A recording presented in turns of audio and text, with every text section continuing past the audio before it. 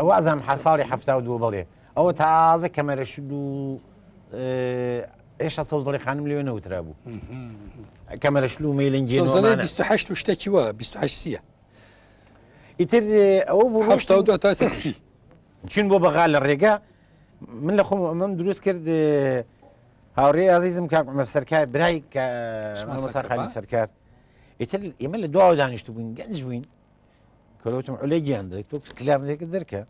يما بو خماني كان روجي خمان حق ما نتشي بسرو يتر هاد اميليا ده تي لي لي لي لي تيري لي لي والله ولا حاصل كل ما من روجي خمان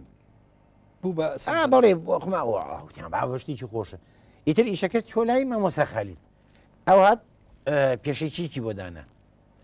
بو شيء كفريا كوتين اما معود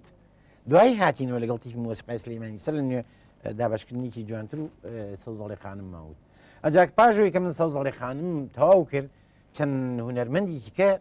وتيانوا وابزانم يچك لوانا جاويدان بو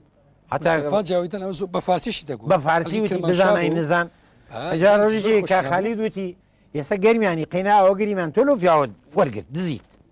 بلا من موسيقى كي من تشزي بموسيقى وبهمون هو ريك يعني شنو التقليد ينكردو دويلو بلوريش بيستم دواي زور كسي كوتي نازم كان كسي تلبا وتري اواي لورستان بلي كنجا كات بويردن زور خوش بار والله والله راسك فولكلوري جنبو بلا من كرد ما فولكلور ما بناي فولكلور شو وقت باواي فولكلور بخد جوان بمتعوازي من احتمال سرينا قلت وبناي فولكلور وكرويش يعني السوزلي اگر وجدانا حقيقه باسي بكني ما مصحسن قلمياني